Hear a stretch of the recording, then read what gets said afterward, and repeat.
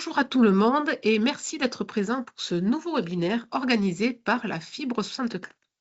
Aujourd'hui, nous allons aborder la modernisation des services publics. Alors, l'objectif est très simple. Vous présenter les solutions concrètes pour faciliter vos pratiques, sécuriser vos usages et améliorer le service rendu. Donc, aujourd'hui, nous accueillons Amaya Martinez, que je remercie, qui est de la Fibre 64, qui est responsable de l'équipe des solutions numériques et adjointe au DGS. Donc, n'hésitez pas à poser vos questions. Il y aura un échange qui sera prévu à la fin. Vous avez un chat qui est à votre disposition pour, si vous le souhaitez, poser déjà vos questions.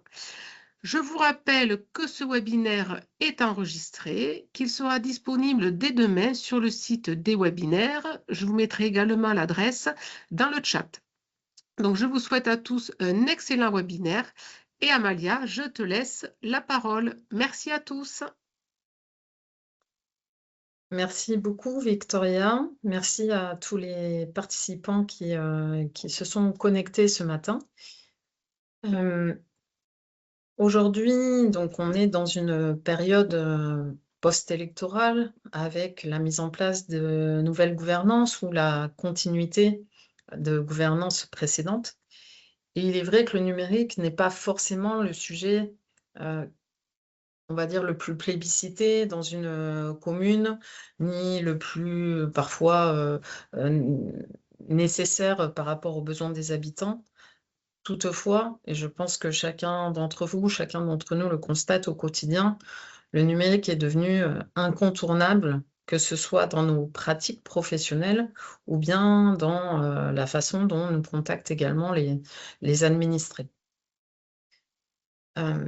Ça peut poser des questions un peu vertigineuses, surtout quand on est une collectivité à qui finalement s'appliquent toutes les contraintes d'une grande collectivité, mais sans en avoir forcément les moyens.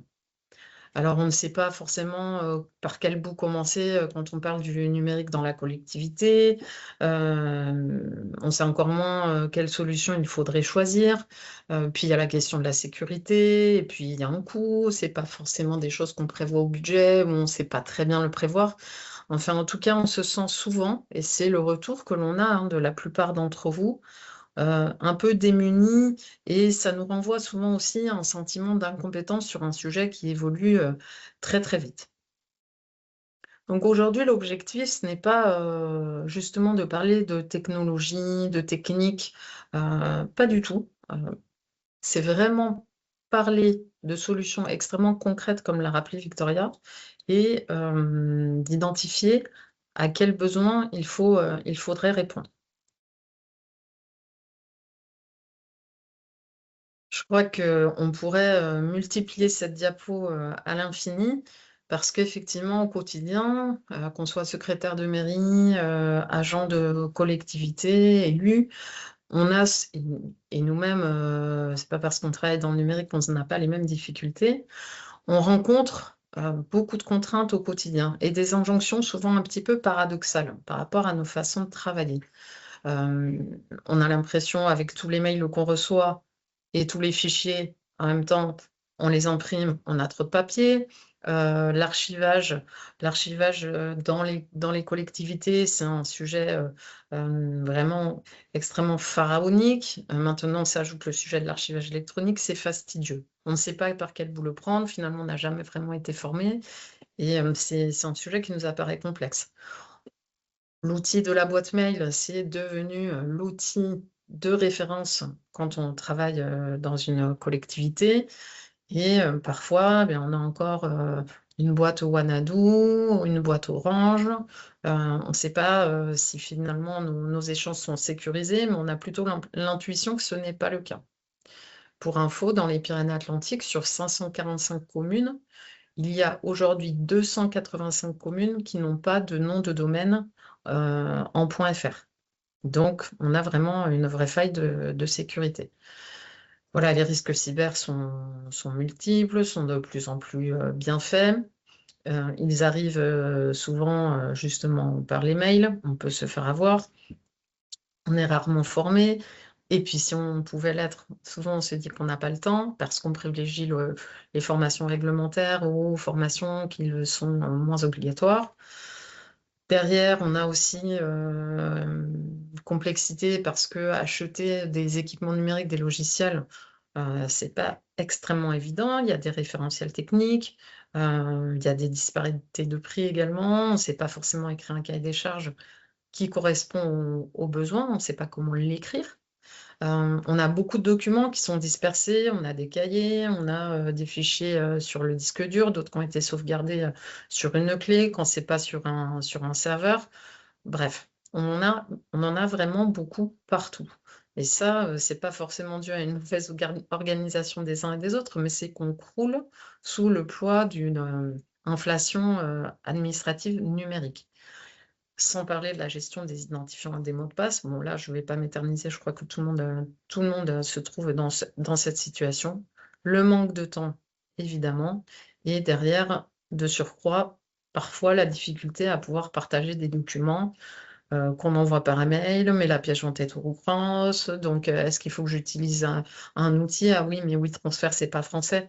Bon, voilà, des difficultés et des questions comme ceci, on pourrait en trouver énormément et j'ai essayé de parcourir les plus courantes. Ça veut dire quoi? Ça veut dire que quand on est une collectivité, qu'on n'a pas forcément de service informatique en particulier, on a deux solutions. Moi, je vous en préconise une, mais on a toujours deux solutions. Soit on n'a pas d'opérateur alors, un OPSN, c'est un opérateur public de services numériques. Son métier, c'est la mutualisation des solutions informatiques. C'est ce qu'est la fibre 64, par exemple. On est 70 dans le réseau national. Donc, soit on a un OPSN sur le territoire, et auquel cas, ben, je vous en parlais, soit on n'en a pas et on est un petit peu livré à nous-mêmes, ou bien on peut avoir la chance d'avoir un schéma de mutualisation informatique à l'échelle de son intercommunalité, mais ce ne sont quand même pas les pratiques les plus courantes. Donc, quand on est seul, eh ben, on se retrouve devant une montagne de complexité administrative, technique, on en a parlé, un coût qui se renchérit parce qu'on achète seul. Ça, c'est la loi de l'offre et de la demande. On est plutôt isolé par rapport aux défis qui se posent aux collectivités en termes de numérique, que ce soit de la sécurité, de l'IA, du RGPD, et on manque d'expertise en interne pour traiter tous ces sujets. Toutes les communes du département n'ont pas de prestataires informatiques. Ou alors elles ont du contrat ou du gré à gré et ça ne suffit pas, j'ai envie de vous dire, pour établir une stratégie numérique de la collectivité. Donc la solution que nous préconisons, évidemment, elle est l'ADN de notre existence, c'est la mutualisation. La mutualisation, elle n'apporte quasiment que des avantages. La première, c'est que vous trouvez en face de vous des compétences, des expertises sur les sujets très différents et qui balayent dans la mesure du possible l'exhaustivité des besoins. Si ce n'est pas le cas, les équipes se forment. Cet accompagnement, dans la plupart du temps, il est adapté à vos problématiques de collectivité, plutôt de taille inférieure aux collectivités de 3500 habitants ou plus, qui, elles, arrivent à s'organiser, arrivent à recruter des compétences. La mutualisation, ça apporte bien évidemment des économies d'échelle. Quand on est plus gros, on achète un meilleur tarif. Ça donne accès à des dialogues directement avec des prestataires. Et on a de fait une expertise qui est accessible au sein de son OPSN d'une façon mutualisée, d'une façon simplifiée, à partir du moment où soit on devient adhérent à l'OPSN, soit on adhère sous une autre forme de contractualisation pour bénéficier de ces services. Donc, bien que le numérique puisse, je le rappelais, sembler complexe, renvoyer à une certaine, comment dirais-je, un certain sentiment voilà, d'incompétence et d'être un peu perdu, nous, notre rôle en tant qu'opérateur public de services numériques, c'est justement de rendre ce sujet plus accessible et à moindre coût. Donc nous, la fibre 64, aujourd'hui, vous nous connaissez surtout pour le déploiement de la fibre optique, pour le déploiement des réseaux très haut débit. On arrive à la fin de cette mission, en tout cas dans la partie de construction. Et en même temps, de façon concomitante, depuis notre création en 2018, nous avons structuré une offre de services pour les collectivités du département, vraiment dédiée à la mutualisation.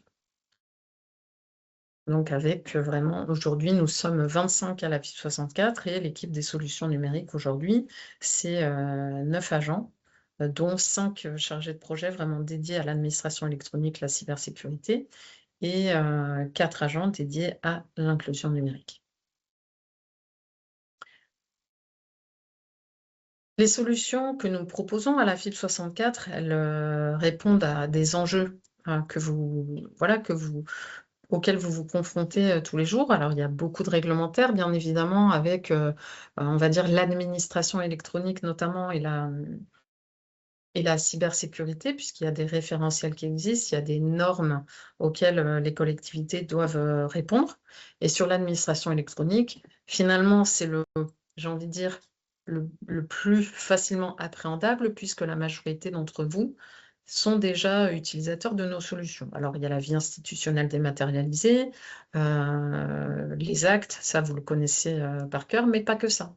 Aujourd'hui, on est justement avec cette période post-électorale, beaucoup dans la mise à jour de parapheurs électroniques, de la remise de certificats de signature électronique, et ça, j'ai envie de vous dire, ça marche bien, parce que en début de mandat, c'est un moment un peu privilégié pour mettre en place des nouvelles façons de travailler en interne avec ses élus. Et tout ça est permis notamment dans l'offre de la fibre 64 avec des solutions. Et là, je le rappelle, même si peut-être pour vous c'est un détail, mais pour nous c'est quelque chose d'important, ce sont des solutions qu'on appelle libres. Ça veut dire quoi? Ça veut dire qu'on n'est pas dépendant d'éditeurs. On n'est pas dépendant, je vais vous dire, par exemple, d'un Berger Louvreau, d'un JVS ou d'un Microsoft. Non, on propose des solutions qui sont libres et à partir desquelles on vous propose une offre complètement intégrée au sein de la fibre 64 avec nos propres hébergements. Et on a un intégrateur qui s'appelle Libriciel. Donc tout ce que vous voyez sur l'administration électronique, hormis la dématérialisation du bulletin de salaire, se situe dans le même écosystème de ce qu'on appelle l'intégrateur Libriciel. La cybersécurité, extrêmement important. Je crois que vous avez entendu et soupé du bouclier cyber 64 depuis 3 ans et demi, parce qu'on a cessé de battre le pavé sur tout le territoire, hein, pour vous proposer un socle de solutions répondant à, on va dire, à 90% des menaces cyber. On a aujourd'hui 350 communes qui en bénéficient, qui en ont bénéficié pendant 3 ans avec des solutions entièrement financées et à qui on a proposé de poursuivre 3 ans de plus avec des solutions entièrement financées à périmètre égal. Dans la cybersécurité, il y a aussi beaucoup de sensibilisation au phishing. Alors ça, c'est peut-être quelque chose que vous voyez moins. Mais vous avez tous reçu des faux mails de phishing, et pour ceux qui se sont fait prendre, vous avez vu que derrière, il y avait la fibre 64. Donc sachez-le, on vous envoie régulièrement des campagnes pour vous former, et puis deux fois par an, des fausses campagnes de phishing pour aussi voir un petit peu comment progresse l'état de la maturité numérique, en particulier des agents, puisque la première vulnérabilité, finalement, c'est nous avec nos pratiques. La collaboration, ça aussi, beaucoup aujourd'hui de demandes, et aussi une solution qui répond aux enjeux actuels. Alors, on a des espaces de travail collaboratifs, là aussi, sur des outils libres. Ça veut dire quoi? Ça veut dire qu'on a un espace partagé dans un cloud sécurisé en France, autour duquel on peut collaborer en ligne sur des documents, sur du partage de documents, sur de l'édition de documents collaboratifs.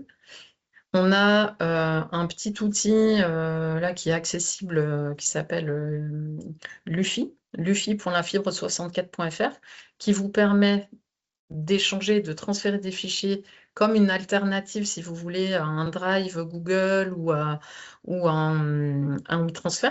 Donc là, c'est vraiment hébergé chez nous. Vous pouvez transférer tous vos fichiers avec l'UFI. Victoria, je pense, mettra le lien dans le chat.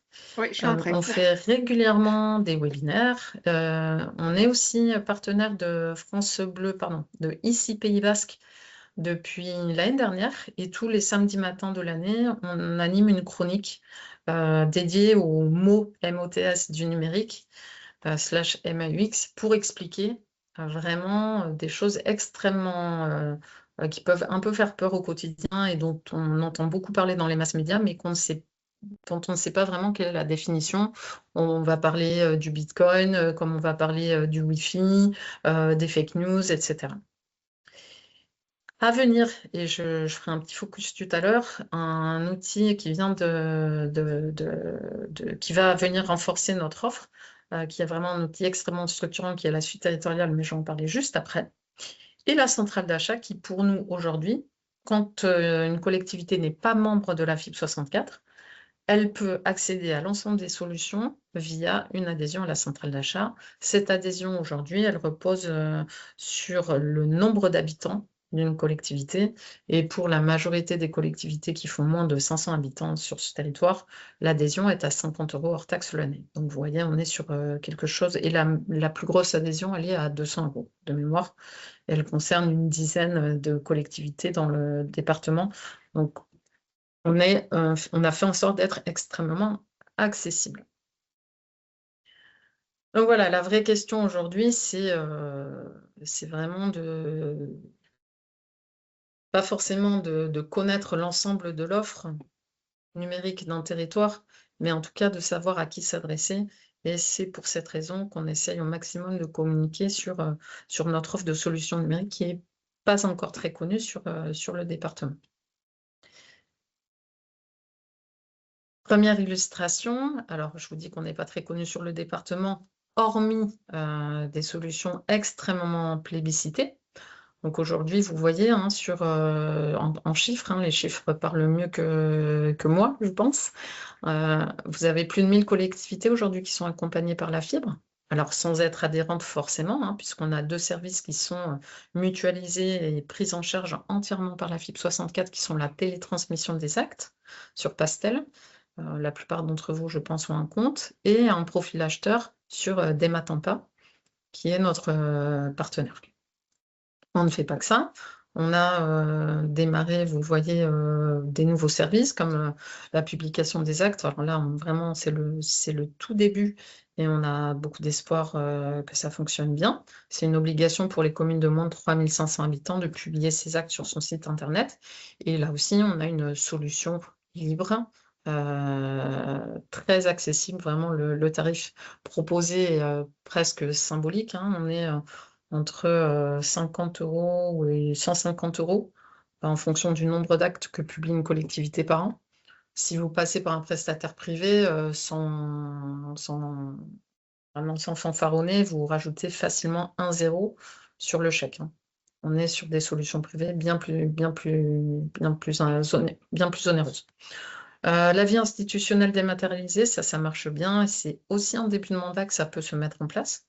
Ça vient généralement plutôt des GS, des secrétaires de mairie, des responsables de l'administration générale, où en fait, ben voilà, l'idée c'est de professionnaliser, on va dire, les envois de convocation aux élus notamment, de ne plus passer par le mail, mais d'avoir une solution qui est dédiée à ça et qui permet de l'eurodatage, qui permet de sécuriser les quorums, qui permet aux élus de dire s'ils seront présents ou non, s'ils ne sont pas présents, de dire que ça, c'est leur suppléant qui participera, de recevoir les heures du jour et les projets de délibération. Ça, c'est une solution qui fonctionne très, très bien. Cybersécurité, on en a parlé. L'IA, pareil, je ferai un petit focus rapide après. Centrale d'achat, on est déjà 119 adhérents, c'est un chiffre assez honorable. Et on a beaucoup aussi de communes qui ont adhéré à la centrale d'achat parce qu'elles avaient besoin de s'équiper de l'ENT, l'espace numérique de travail, qui n'était plus financé depuis cette année scolaire, par l'Académie de Bordeaux. On n'a pas que des solutions pour les collectivités, entre guillemets, on a aussi des solutions pour ses habitants. Alors là, je vous mets vraiment l'action phare, qui est l'action des médiateurs numériques de la fibre 64, c'est la médiation numérique itinérante. Alors là, c'est un service qui est très apprécié parce qu'on se déplace absolument partout, de la vallée des Aldudes à Limbey, en passant par Saint-Pierre-d'Irube ou Mauléon. On se rend aussi au fin fond de toutes les vallées. Voilà, nos médiateurs numériques sont équipés de tablettes, d'ordinateurs, voitures, Wi-Fi, vidéoprojecteurs, et surtout, ils sont extrêmement motivés pour venir, on va dire, prêcher la bonne parole et surtout accompagner les habitants pour un numérique au quotidien. On n'est pas là pour donner des cours d'informatique, on ne travaille pas Word, on ne travaille pas Excel, on ne fait pas des démarches en ligne, ça c'est réservé aux maisons France Service, mais on est vraiment sur le numérique du quotidien. Alors, on a 2 formules. Une formule qui se fait en 4 ateliers, où on voit les basiques, hein, la prise en main de la tablette ou ordinateur, comment on fait une recherche sur internet, les basiques de la sécurité, et puis communiquer avec internet. Et on a des ateliers thématiques qu'on enrichit tous les ans. Là, c'est un format extrêmement différent. Là, les personnes viennent avec leur propre tablette ou smartphone. L'idée, c'est plutôt de venir avec son smartphone. Et la promesse, c'est qu'à la fin de l'atelier, qui dure 1h30, 2h, 2h30 grand max, les habitants partent avec un usage maîtrisé. S'inscrire sur Doctolib, savoir utiliser WhatsApp, scanner des fichiers, les envoyer, etc. etc. Aujourd'hui, on a ajouté 2 nouveaux ateliers qui marchent très très bien. C'est la désinformation. Comment identifier et déconstruire les fausses informations, et un atelier sur les fondamentaux de l'IA. Ça marche super bien, donc n'hésitez pas à prendre contact avec nous. Vous avez l'adresse ici, Capitaine Fibre, lafibre64.fr. Petit focus sur la suite territoriale. Pourquoi? Parce que cette offre, elle va très vite arriver. Normalement, début juillet, ce sera complètement opérationnel.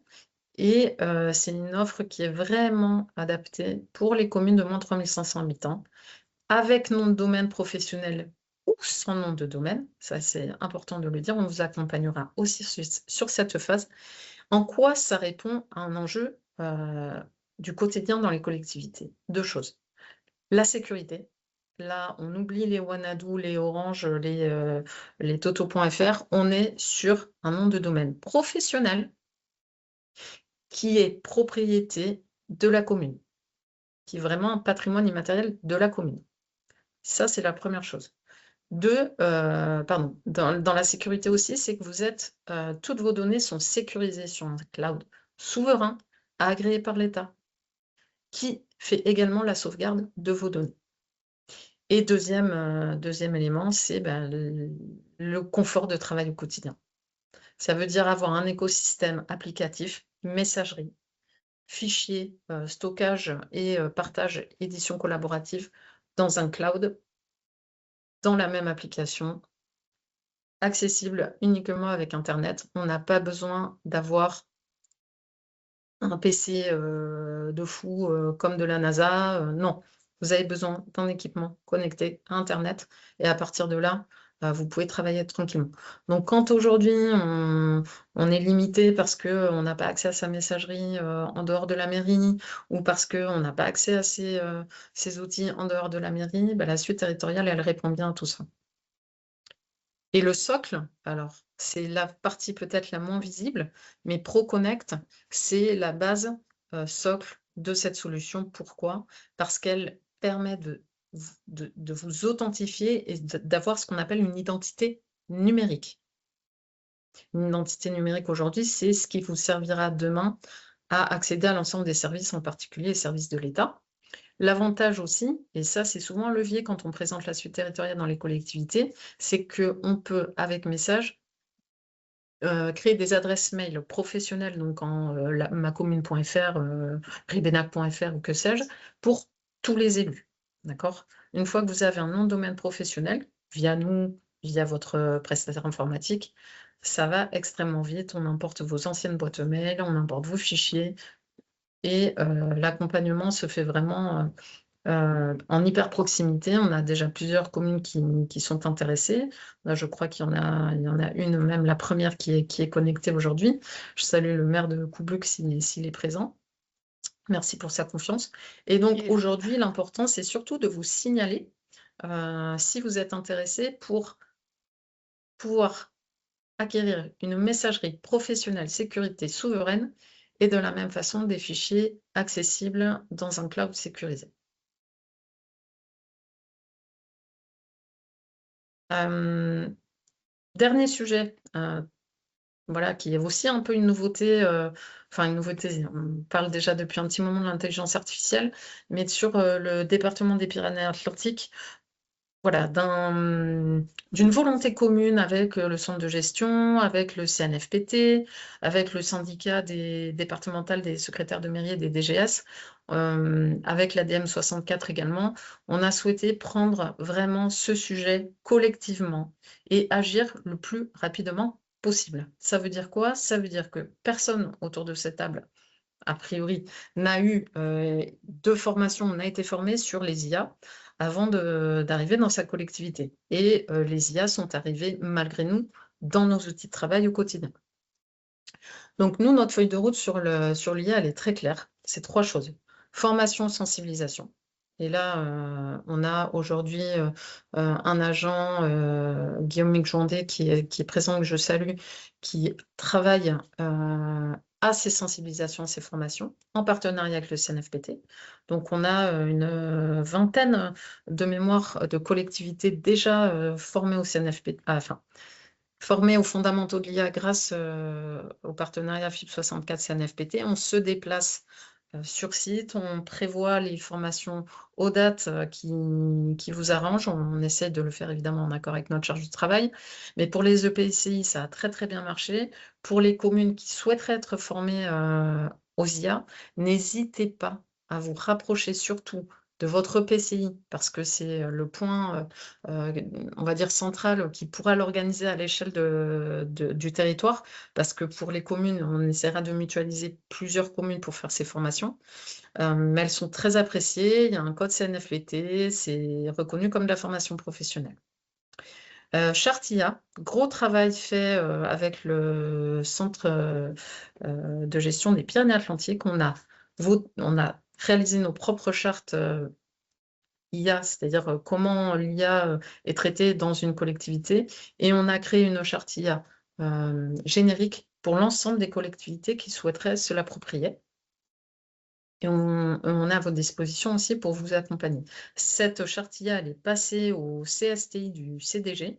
Et donc, pour ceux qui dépendent du CSTI, ils n'auront pas besoin de repasser devant cette instance. Veille et accompagnement, bien sûr, on est en veille constante sur des outils d'IA, alors pas des trucs gadgets, hein, ça ne nous intéresse pas du tout, mais des outils qui sont vraiment spécifiques et adaptés aux collectivités. Là, on a mené une expérimentation, par exemple, avec une vingtaine de collectivités sur l'outil des assistants virtuels de réunion pour réaliser des comptes rendus, automatiser des synthèses. On a aussi tout un travail que l'on fait, alors pas que nous, hein, on s'appuie aussi sur notre réseau national et on se répartit pas mal de veille et d'expérimentation sur les sujets. Donc demain, dans la centrale d'achat, vous verrez des nouveaux outils arriver et là aussi qui seront plutôt très orientés métier et standard, on va dire, d'utilisation au quotidien. Donc nous, l'objectif, c'est pas de suivre des effets de mode hein, dans l'IA, c'est vraiment d'identifier des usages réellement utiles aux collectivités. Et on rappelle toujours cela, hein, c'est que c'est l'IA qui doit rester un outil au service des agents et des collectivités et pas l'inverse. Et là, on essaye plutôt, les éditeurs essayent plutôt de forcer l'utilisation sans forcément connaître nos besoins. Alors, on en revient à la question du début. Comment je m'y prends pour traiter le numérique dans ma collectivité, par où je démarre?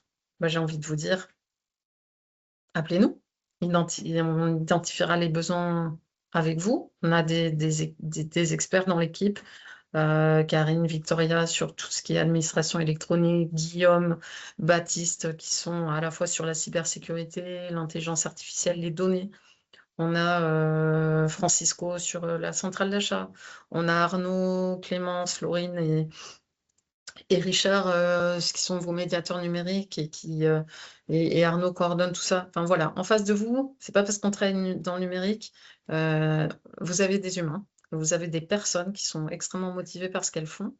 Et on a vraiment des étapes où on vous accompagne à formuler vos besoins, s'ils ne sont pas hyper bien identifiés.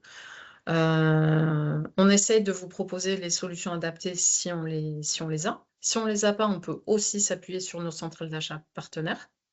Et ensuite, bien entendu, on vous accompagne dans le déploiement et dans l'accompagnement au changement, qui est toujours un point extrêmement vigilant quand on bâtit des projets numériques avec vous. Et le dernier mot que j'ai envie d'ajouter, c'est vraiment notre ADN, c'est l'accompagnement, c'est l'hyper-proximité. On n'est pas très nombreux, c'est vrai, mais on est à la fois sur les sites de Bayonne et de Pau.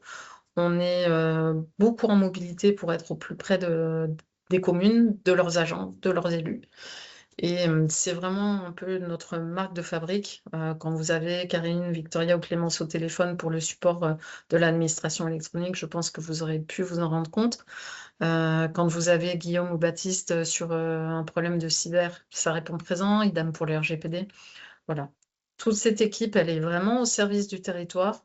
On essaye tous de monter en compétence par rapport aux sujets qui arrivent, parce on évolue aussi comme vous avec les sujets. On essaie de les anticiper un maximum pour vous permettre derrière d'y accéder et de vous permettre de décoder les enjeux.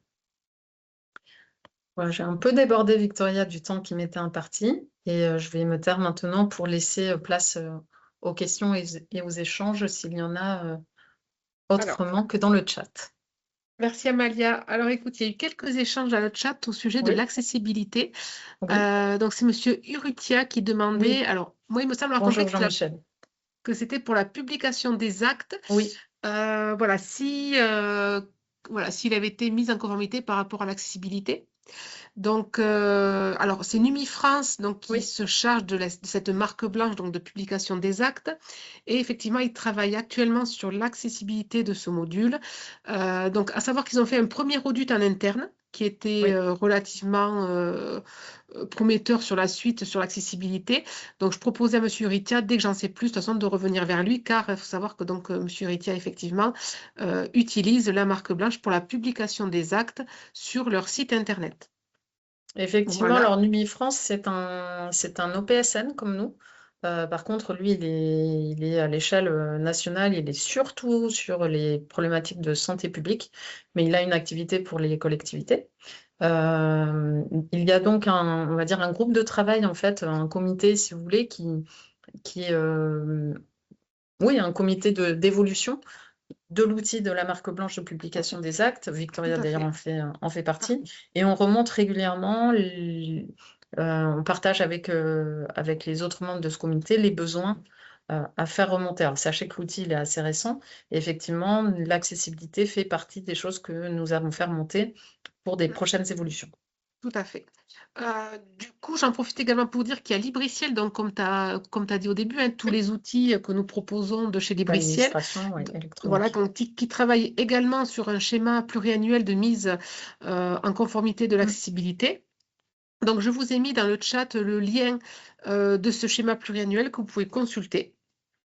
Il faut également savoir que nous, dès que nous publions des marchés, dès que nous mettons en ligne un marché, voilà, nous challengeons les candidats sur l'accessibilité, la mise en conformité. Voilà, nous sommes on fait très attention à l'accessibilité. Absolument. Voilà en ce qui concerne l'accessibilité. Ensuite, je ne sais pas si tu as rebondi sur ce qu'a mis Baptiste sur le chat pendant que tu parlais de J'ai la pas suite vu. territoriale. Oui. Il précise aussi donc que la suite territoriale est accessible pour les EPCI de moins de 15 000 habitants. Absolument, Voilà. je l'ai pas précisé, mais Ça concerne c'est tout à personne, fait le cas. ça concerne personne sur le département, je crois. Alors, dans les intercommunalités, non, effectivement. Mais c'est à Mais titre d'information. oui, tout à fait. Après, la suite territoriale, c'est pour les communes de moins de 3 500 habitants, mais c'est communes, CCAS, syndicats. partir du moment où le périmètre est de moins de 3500 habitants. Voilà, écoute, il n'y a pas eu d'autres échanges. Si peut-être, s'il y en a qui souhaitent prendre la parole, vous pouvez lever la main. Avec grand plaisir, je vous donnerai la parole si vous le souhaitez. Sinon, il n'y a pas d'autres questions dans le chat. Il y a eu surtout cet échange sur l'accessibilité. Pour la suite territoriale, peut-être préciser que nous allons entrer en phase d'expérimentation. Ça veut dire quoi?